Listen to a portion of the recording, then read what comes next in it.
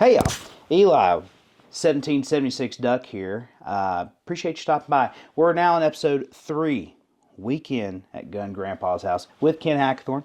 And I love being here, love Idaho, to be honest with you. Don't be surprised if one day I end up moving to Idaho, which I never thought I'd want to move out of the South. So that's a wild, I almost feel a little bit like a carpetbagger just even talking about it, to be honest with you. But we're up here, and I'm kind of on a 6-gun journey. You know, I got into them not because anything was wrong with 1911s. I still love 1911s, but you know, working for a 1911 company, being into 1911, sometimes it's nice to have a gun that's just a a hobby gun, because 1911s become working guns now. Yeah. So it's nice to have a hobby gun. 6 guns are that for me. So if you ask most people, what's the 2 greatest Smith & Wesson, and let me rephrase, you ask a real 6-gun guy, what's the 2 greatest Smith & Wesson 6 guns of all time, they're going to tell you. I'm just going to go ahead and just make it plain.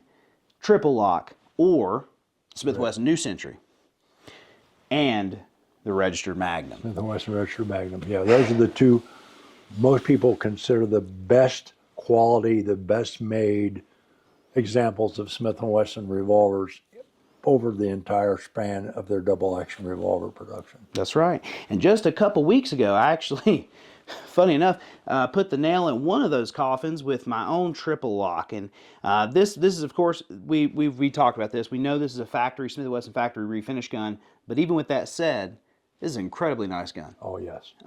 Incredibly nice gun. It's one of those things where the triple locks, you don't see very many of them. There's only 15,000 produced between 1907 and 1915. Yeah. And you know, we can get into that in another video about triple locks, but these guns are exquisitely made. They're all handmade from what I've read. And you know, the name, the triple lock, comes from the fact you have your traditional locking points both here and here, but also now you have a little bit of a locking here on the crane. Yeah. So it is a really beautiful gun. They're absolutely gorgeous.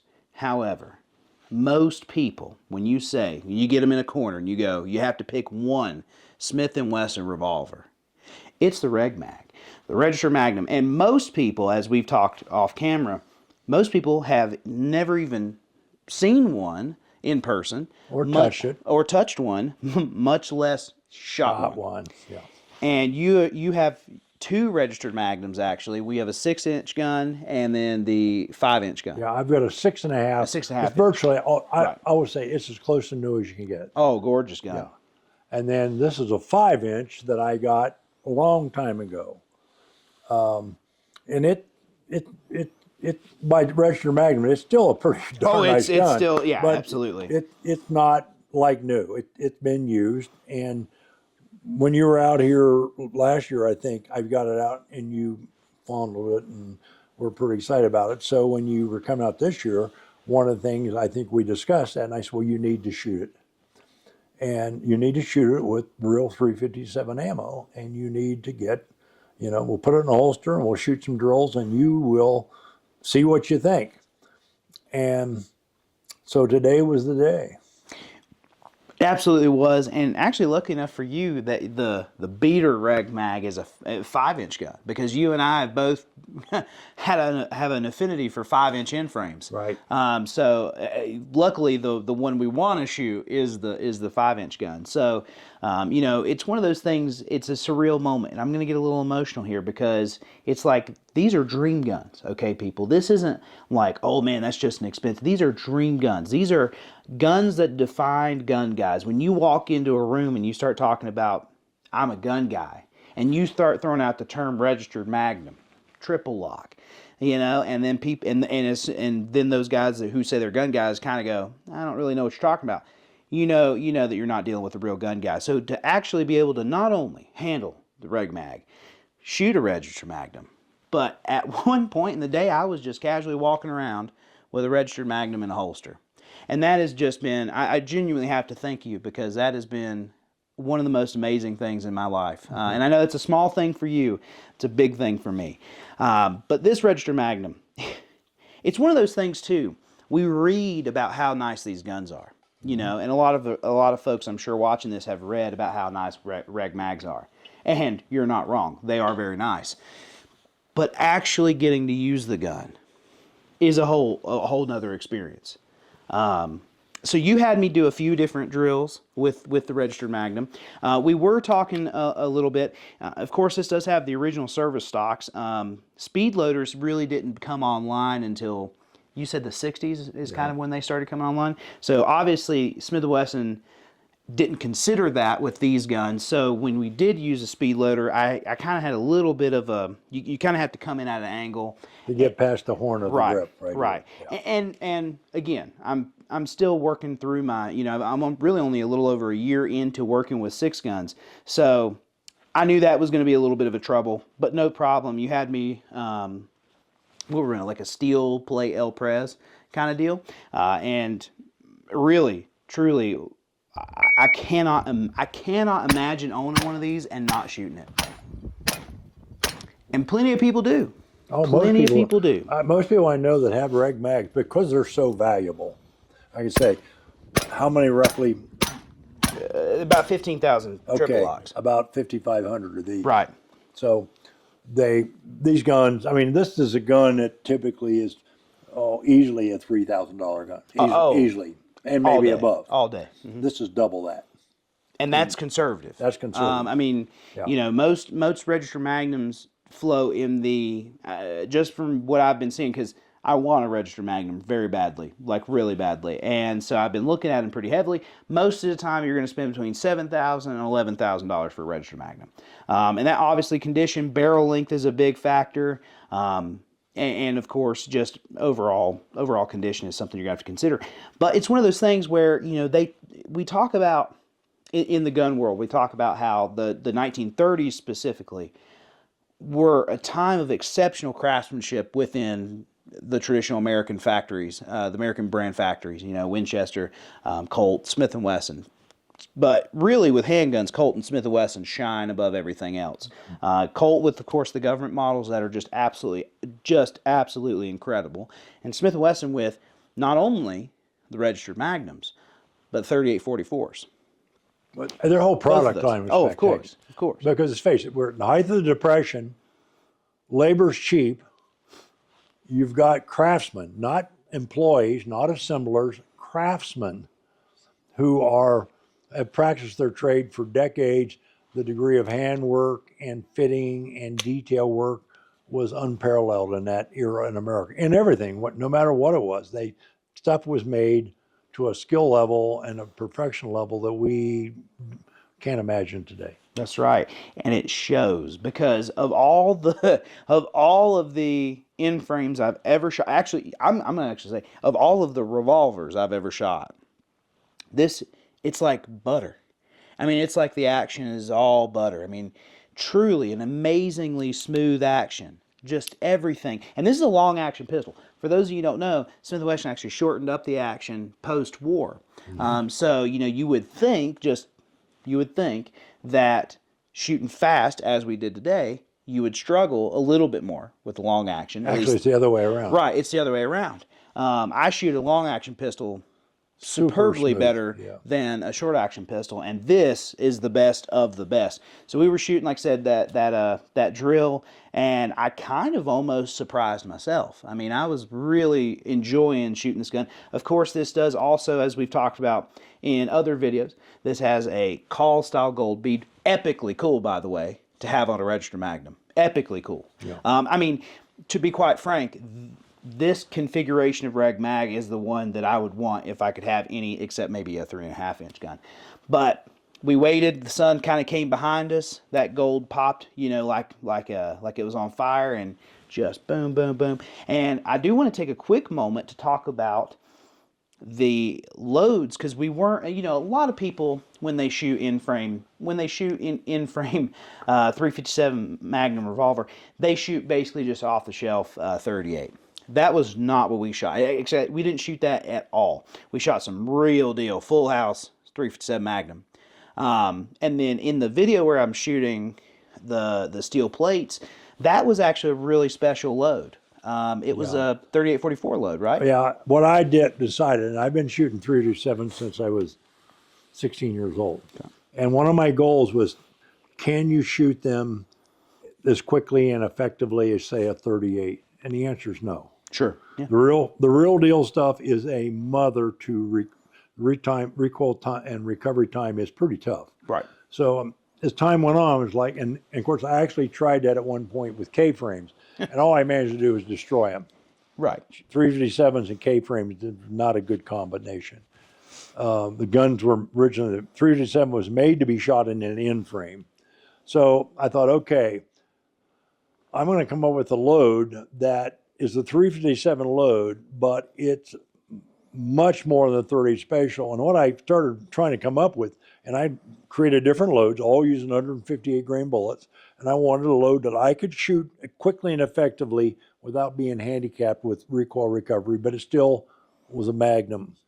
And what I learned is there was a round that was created for a gun in actually in the mid of the part of this called the 3844 heavy duty that used a cartridge that was, people say it was a plus P plus 38 special. No, it was stouter than that. It was basically a 158 grain bullet in a 38 special case going approximately 1,100 feet per second out of a 5-inch gun. And so I created a load, 357 brass, Starline brass, 158 grain bullet, jacket hollow point, whatever it is, and 7.2 grains of long shot with a Federal 100 primer, which gives me, out of the loads you were shooting a day out of this 5-inch gun, would be probably around somewhere between 1,075 feet per second to 1,100. That's the range you're at. It's still a Magnum. I mean, there's no question when you shoot it, it's a Magnum, but it's a controllable, very shootable Magnum. Absolutely. And that's mostly what you shot today. Now, I did give you some of the real deal 357s. I mean, the stuff that was loaded to the 357 performance standards back when this gun was loaded, and you shot those, and you know, there was a dramatic difference. Absolutely, there was. Still, you shot it quite well. But so, yeah, I'm not, and somebody said, well, why didn't you shoot a lot of hot stuff? I'm not going to take an $8,000 gun and damage it. Unless, you got to be an idiot to do that. That's so right. I'm going to That's shoot right. ammunition that is, say, reasonable.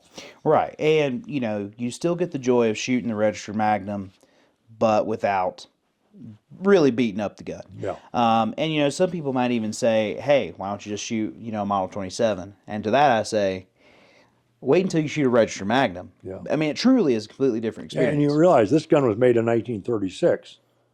There's no replacement parts to be had for that. No. You damage it, your $8,000 gun is suddenly worth a lot less. So, but the kicker was that lots of people have said to me, can I shoot your Registered Magnum? And my answer has always been no. I'm not going to take a chance to damage an $8,000 handgun. But you are a little bit of an exception. I appreciate that. And you got a chance today to do, I know people that collect these things that have never fired one. Sad. And so you got a chance to do some wheel time and shoot some drills and really do, in essence, a comparison. And what you learned is all the hype on these guns is actually true. It's worth it. Yeah. It's actually, funny enough, it just kind of occurred to me, last time I was here, you let me shoot a gun that you don't typically shoot, and that has a lot of hype. That'd be the Bren 10. Mm-hmm. Now, in a direct contrast to this gun, the Bren 10 was an absolute, you know, that's just not a gun that I'm not interested in. Yeah. You know, took care of your desire to get one. Yeah. This has done the exact opposite. I now have even more of a hunger for a Registered Magnum now, because part of me was thinking, well, how good can it really be? A lot better, actually. I mean, just everything about that gun, you can hear in the action. Whenever you cock the gun, you can hear how smooth everything is, but just a wonderful gun. Yeah. And that has registration number. Was this the gun that went to? This gun was actually, I lettered it. It went to U.S. Milling Company in Minnesota. They were the largest manufacturer of flour in the United States. And my guess, this was look at the holster wear and patterns, it was a payroll guard's gun. Back in those days, remember, everybody got paid in cash. Right. And you can imagine when they went to get the payroll for over 1,000 employees, it was a lot of money. Those companies had payroll guards, and obviously arming them with at that time, the most expensive handgun in America. And the 357 in those days when it was introduced was like the most powerful handgun in the world, shoot through an engine block of a car. Not necessarily true. But the bottom line is, you look at the little bit of wear patterns, I mean, the gun was well maintained, but it's got holster wear and stuff. My call is it was a payroll guard's gun. And it may not have been. I mean, it had been the company presidents, who knows? But it lettered to them. And when you look at the gun, I mean, for example, they were the first to put the checkering, this gun, which carried through on the Model 27, the checkered top strap. Insanely cool. Yeah, and when you look how the rear sight is fitted, I mean, you're never going to see that again. Again, you had a choice when you bought the gun. You could specify different sight configurations. The hammer, as you saw, is checkered on the full surface on the top. So if you want to thumb cock it, your thumb's not going to slip off. Fully checkered. If you'll notice, there's serrations machined in the side of the hammer. Mm-hmm. And those are real fine serrations. The theory is that would hold oil for lubrication. Really? That was the theory behind those little fine serrations. I did not. I'll be honest with you. I thought those were machine marks. No, those were designed for that purpose. Really? Yeah. Obviously, the first gun to have the Magna stocks were created for this gun. Could you imagine shooting them with the little server stocks with real ammo? Yeah, that's not. Probably wasn't a lot of fun. The first centerfire gun to have recessed cylinder heads. Now remember, back in the days, what they call balloon head cases, the modern brass we use today is much more reinforced. So this was considered remember, this was the highest pressure pistol cartridge to arrive at that time. We're talking about a cartridge that was over 35,000 PSI. And so they did the recessed charge case head things. I mean, everything about the gun was just exceptionally well made and well fitted, and the guns had a reputation. Remember, this gun sold when it was introduced in 1935 for $60. It was the most expensive handgun made. That's almost double of what a government model was. Oh, absolutely. So Smith introduced this gun thinking, well, it won't be a very popular gun. It'll be a specialty gun. We get bragging rights. We came up with this. Actually, demand outstripped their ability to produce them. It's kind of like everybody said, this is a status, even though it was a depression, there were still people with a little bit of money in their pocket. Sure. So the demand for these, and it's interesting, you see these guns, and when you see them, most of them are in really good shape because they weren't shot much. They were kind of sock drawer guns. They're the guns you showed, they're like the Cabot. This is a gun you bought to show your buddies. Or they're on the other end of the spectrum. They were used to hell. They were used, and the cops and the people that had them, outdoorsmen, whatever, guns got used. But no matter what condition they're in, they're still really super cool guns. And I'm glad you had an opportunity to not only say, I know what they're about and I've studied them and I want one, but you got to do what most people will never get to do, and that is shoot it. I know. I've told you this a million times, but I really appreciate you having me out. I appreciate you allowing me to experience these guns. Of course, this is, this kind of goes even a little bit past just the Registered Magnum. It's like it's a bit of a generational information transplant. Yep. This is stuff that if your generation doesn't tell my generation, it might get lost. And I know there's plenty of books and everything, but like there are some things. Your generation don't read books. Well, that's right. Sure. And, there are some Zoomers that are about this life, but I really want to get people interested in this. And truly, there are few guns, in my opinion, that hold the weight of a Registered Magnum. Even the name is incredible. I mean, that is an awesome name. So, this is truly one of my dream guns to be able to get, but to be able to fire one is incredible. So, and I will say too, this is a little bit of a sidebar before I let you go. I got to shoot my 1931 Colt Super 38 for the first time here. So shooting a Super 38 from that era and the Registered Magnum from that era in the same day, I mean, that's a pretty incredible Yeah, experience. So, And it's interesting, people don't realize this. When the Colt 38 Super was brought out by Colt to the market, the big deal was this is a cartridge that would now shoot through the door of a Model A Ford. I mean, this is a gun that the bad guys can't get away. We got bullets that will actually make it inside the vehicle. And that was the big claim to fame, the big selling point for the 38 Super. Smith and Wesson we got to do something. This is now the new gun everybody wants. And by the way, the 38 Super was popular not only with police, but the bad guys. The bad guys, I right. mean, John absolutely. Dillinger was very fond Famously. of the 38 Yep, Super. famously. So Smith and Wesson came up with the 38-44 heavy duty, which was and it was this hotter 38 load. But the ultimate gun that Smith wanted to counteract the 38 Super, what Doug Wesson came up with, Colonel Doug Wesson, is the 357 Magnum. And when it was rolled out, this is a gun that you can kill grizzly bears with. This is a gun that, there's no car in America that can stop the bullet. And maybe a little hype there. The very first Registered Magnum, for example, was presented to J. Edgar Hoover. Yep, absolutely. And they were popular. Many celebrities, like movie stars and celebrities, and whether it be Texas Rangers, the FBI, bought a lot of them in 5 or 3.5 inch barrel. The guys that made up what they called their gunner squad, the guys that that went out and actually dealt with the bad guys, Right. whether it be the Walter Walshes or the Jelly Bryces or all those guys, their gun of choice was the Reg Mag.